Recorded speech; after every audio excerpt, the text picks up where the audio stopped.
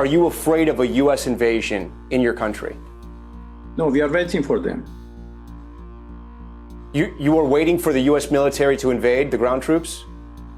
Yes, because we are confident that we can confront them, and that would be a big disaster for them.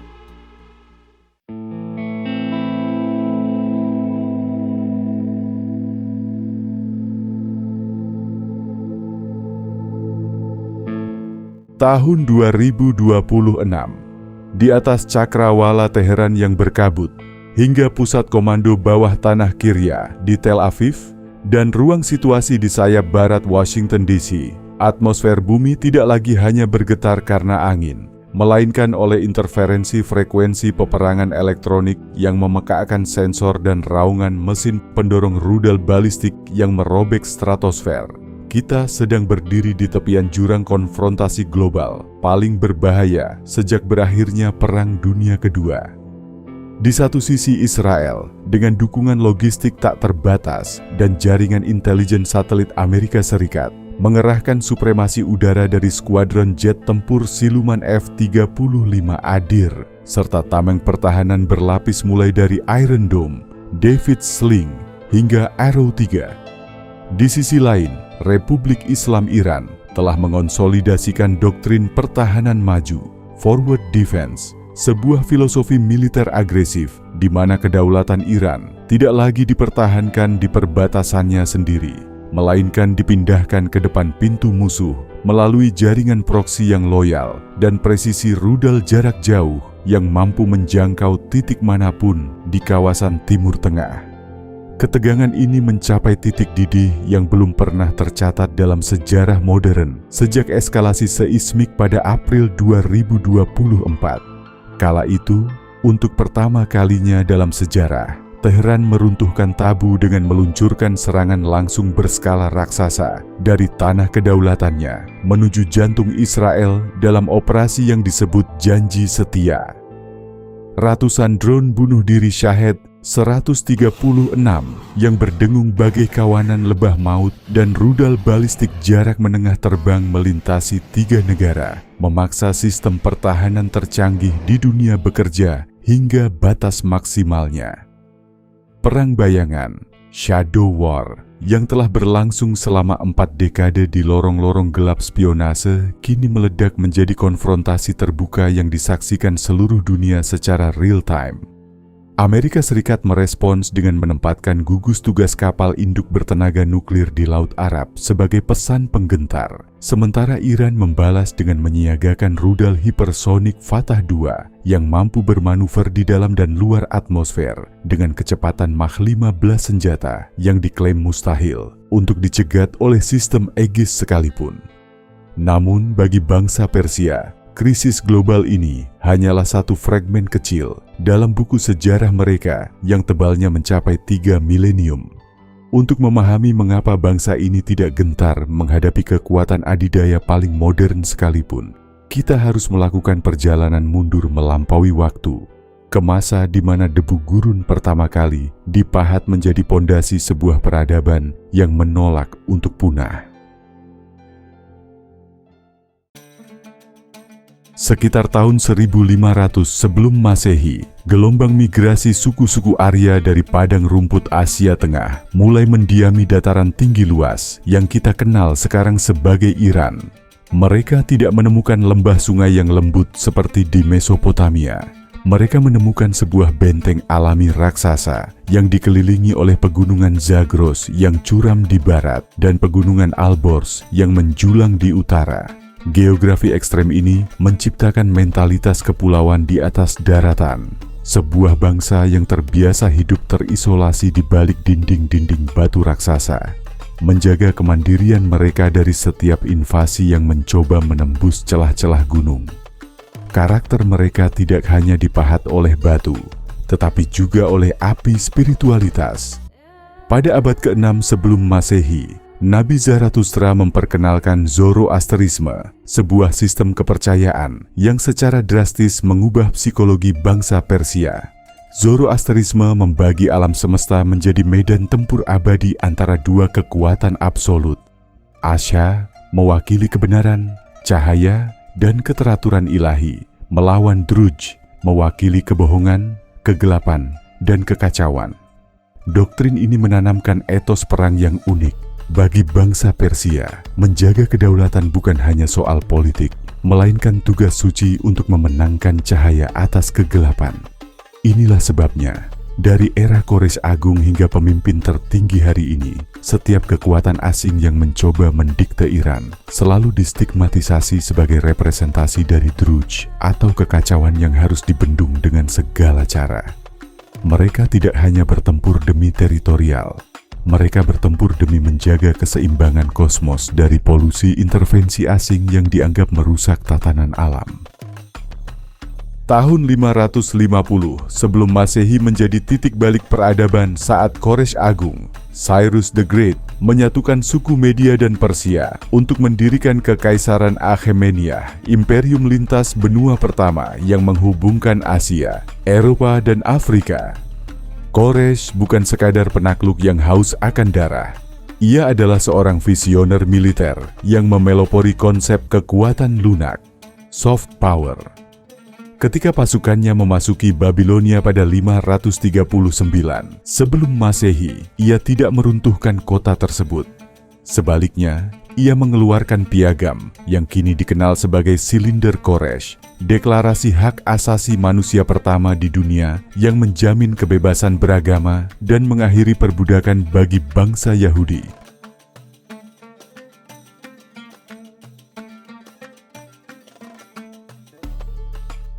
Strategi ini sangat cerdas secara militer.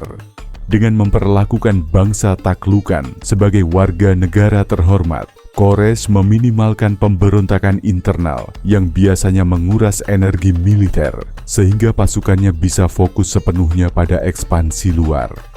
Puncak keperkasaan militer Achaemenida meledak di bawah Darius Agung sekitar tahun 522 sebelum Masehi. Di tengah badai ketidakpastian politik yang mengancam persatuan Persia pada akhir abad ke-6 sebelum Masehi, ia mengambil langkah strategis untuk menjaga stabilitas kekaisaran dengan menikahi Atosa, putri dari Quraisy Agung. Melalui ikatan pernikahan ini, Darius secara resmi menjadi menantu sang pendiri, sebuah pernyataan politik suci yang menyatukan garis keturunannya dengan darah kedaulatan Achaemenida, sekaligus mengubah kedudukannya dari seorang jenderal menjadi pewaris sah yang tak terbantahkan. Dalam bentang sejarah, posisi Darius berdiri tegak sebagai penguasa ketiga dalam garis utama kekaisaran. Ia melanjutkan tongkat estafet kepemimpinan yang dimulai oleh Quraisy Agung sang perintis pada tahun 550 sebelum Masehi, lalu diteruskan oleh putra kandungnya, Kambises II, yang memperluas jangkauan Persia hingga ke tanah Mesir. Darius kemudian hadir dan naik takhta pada tahun 522 sebelum Masehi sebagai sang pengokoh fondasi.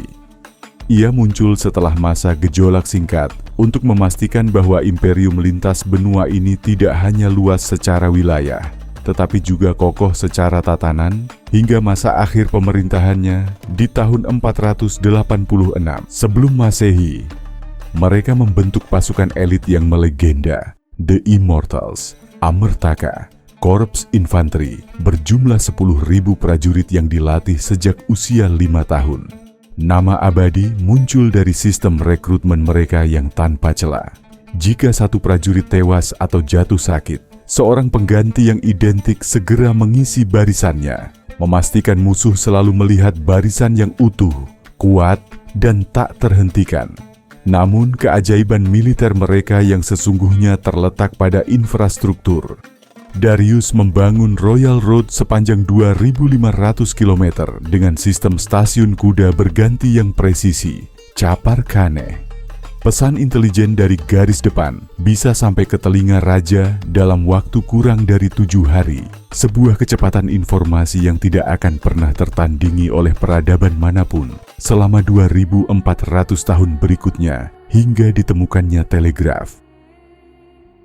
Setelah kematian Alexander Agung, identitas Persia tidak terkubur, melainkan berevolusi. Bangkitlah Kekaisaran Parthia pada tahun 247 sebelum Masehi yang selama hampir setengah milenium menjadi satu-satunya penghalang yang tak mampu ditembus oleh ambisi global Roma. Momen paling memalukan bagi sejarah militer Roma terjadi pada tahun 53 sebelum Masehi dalam pertempuran Karrhae. Jenderal Romawi Crassus, orang terkaya di Roma, dihancurkan secara total oleh kavaleri ringan Parthia yang memelopori taktik legendaris Parthian Shot. Para pemanah berkuda Persia akan memacu kuda mereka menjauh seolah-olah lari ketakutan.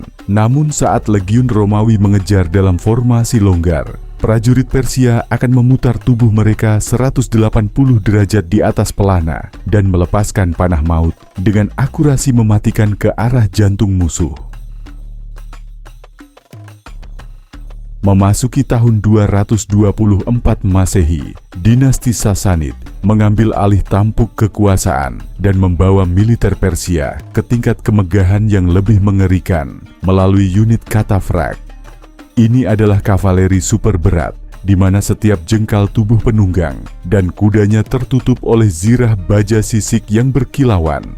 Tank manusia pada zaman kuno yang mampu menembus formasi infanteri terkuat sekalipun. Selama 4 abad, Sasanid berdiri sejajar sebagai saingan eksistensial bagi Bizantium, membangun kompleks benteng raksasa di sepanjang sungai Efrat dan menggunakan unit gajah perang lapis baja untuk menghancurkan moral musuh. Sasanid tidak hanya mempertahankan tanah mereka, mereka mempermalukan Roma dengan menawan Kaisar Valerian hidup-hidup pada tahun 260 Masehi, menegaskan bahwa kedaulatan Persia adalah sesuatu yang absolut dan tak bisa ditawar oleh kekuatan barat manapun. Tahun 651 Masehi menandai periode transisi yang penuh air mata.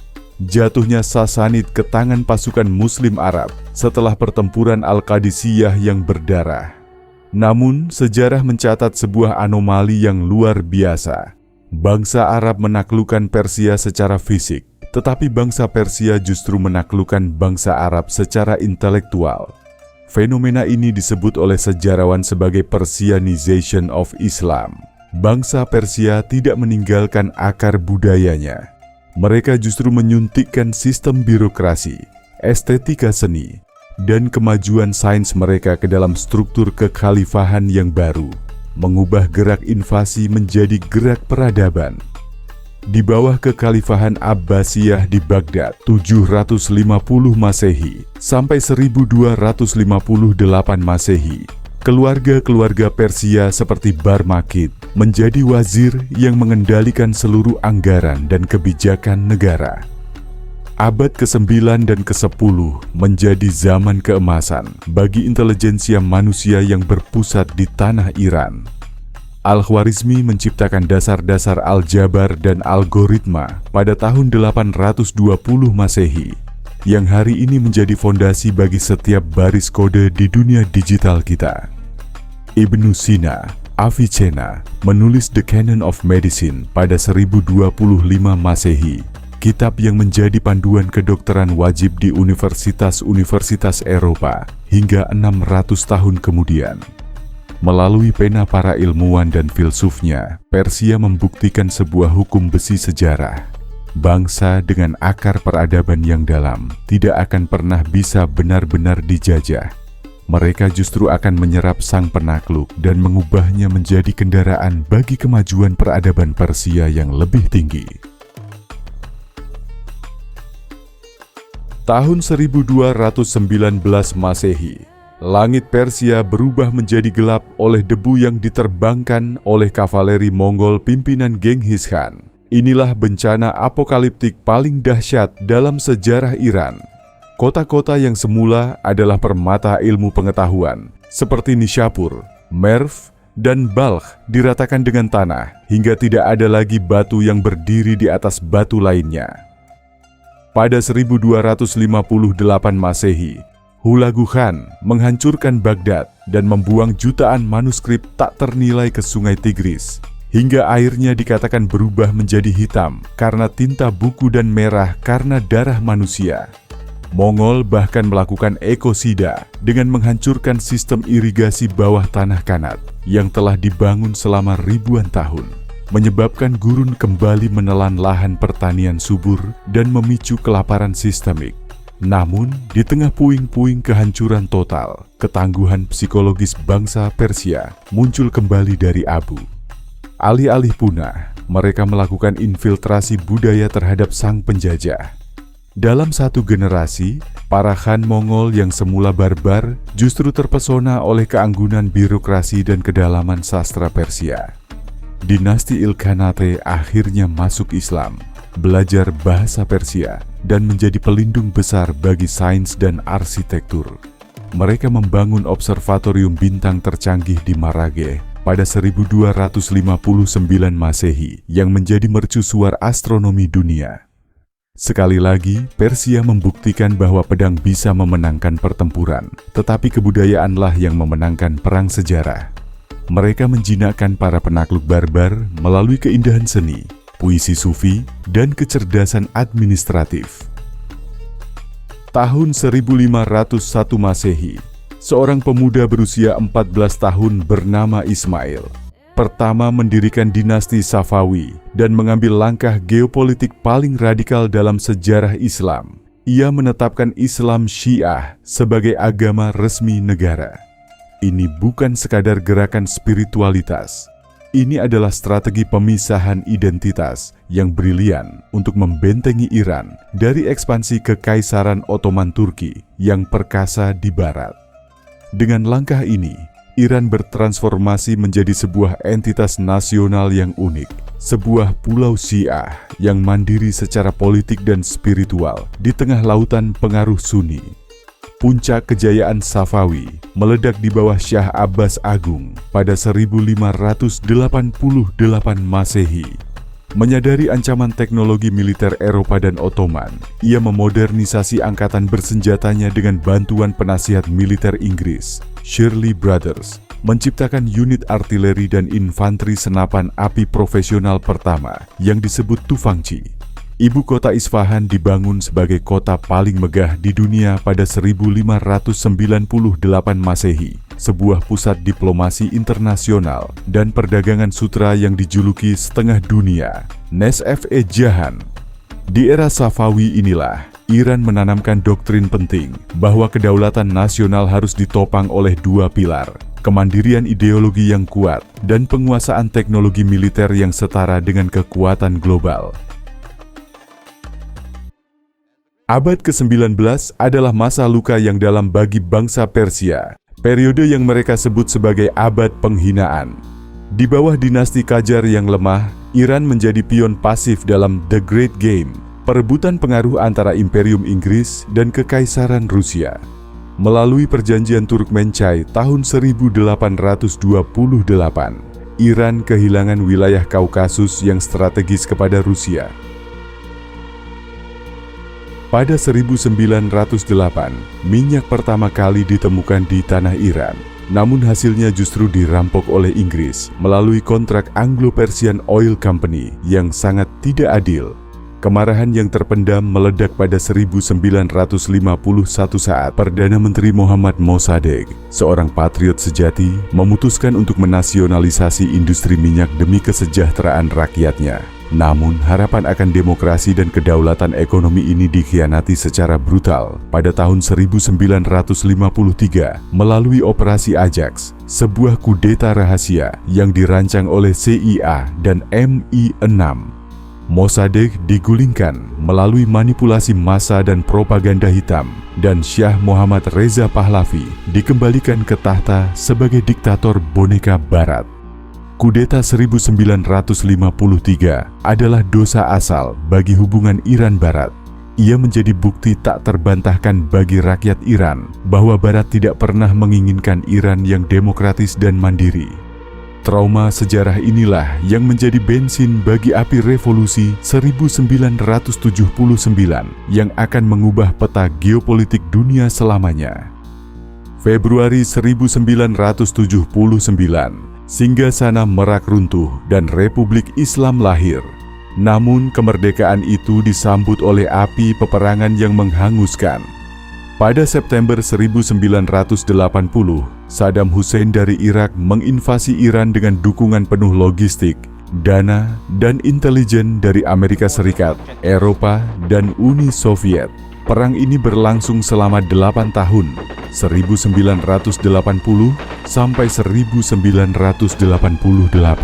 Sebuah perang parit yang mengingatkan pada brutalitas Perang Dunia I, di mana penggunaan senjata kimia gas saraf terhadap tentara Iran dilakukan secara massal, sementara komunitas internasional memilih untuk tutup mata. Iran yang diembargo total harus bertahan dengan cara-cara yang hampir mustahil. Mereka menggunakan taktik human wave dan serangan martir untuk menahan laju tank-tank modern Irak. Namun, di balik pengorbanan darah itu, para insinyur Iran mulai bekerja di fasilitas bawah tanah untuk membongkar dan mempelajari rudal-rudal barat sisa era Syah. Di parit-parit berdarah inilah doktrin kemandirian militer total lahir secara paksa. Mereka belajar satu pelajaran berharga, bahwa di panggung internasional tidak ada teman sejati, hanya ada kekuatan yang dihargai. Memasuki abad ke-21, Iran telah menyempurnakan strategi militer paling efisien di dunia, peperangan asimetris. Menyadari bahwa mereka tidak bisa menandingi anggaran militer Amerika yang mencapai ratusan miliar dolar secara konvensional, Teheran fokus pada dua senjata strategis, jaringan proksi dan presisi rudal balistik. Melalui pasukan Quds dari Garda Revolusi, IRGC, mereka membangun poros perlawanan yang membentang dari Lebanon, Suriah, Irak, hingga Yaman, menciptakan kedalaman strategis yang membuat musuh tidak mungkin menyerang daratan Iran tanpa menghadapi serangan balasan dari seluruh penjuru Timur Tengah. Secara teknologi, Iran mengejutkan dunia pada 2011 saat berhasil menangkap drone siluman tercanggih AS RQ-170 Sentinel dan segera melakukan rekayasa balik. Hari ini, di tahun 2026, drone Shahed 136 telah menjadi simbol baru peperangan murah yang mematikan, mampu menembus radar dengan terbang rendah dalam kawanan besar. Namun, puncak dari segala ancaman itu adalah rudal hipersonik Fatah II, sebuah mahakarya teknologi yang mampu bermanuver di dalam atmosfer dengan kecepatan yang melampaui kemampuan intersepsi radar tercepat sekalipun. Iran bukan lagi sebuah negara yang hanya menunggu untuk diserang. Mereka telah bertransformasi menjadi pemain catur geopolitik yang sangat mahir, menantang hegemoni Amerika dan keberadaan Israel dengan teknologi yang mereka bangun sepenuhnya secara mandiri di bawah tekanan sanksi ekonomi terberat dalam sejarah manusia.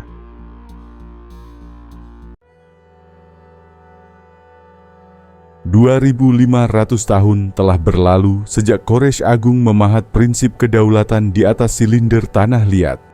Dari kavaleri panah Akhemeniah tahun 550 sebelum Masehi hingga rudal hipersonik presisi tahun 2026, garis merah sejarah Iran adalah tentang ketahanan jiwa yang tak terpatahkan. Bangsa Persia adalah pemain catur yang sangat sabar. Mereka tidak terburu-buru oleh gejolak politik jangka pendek karena mereka memiliki memori 3 milenium yang menopang pundak mereka. Dunia mungkin mencoba melakukan embargo, isolasi, dan ancaman militer terhadap sang singa.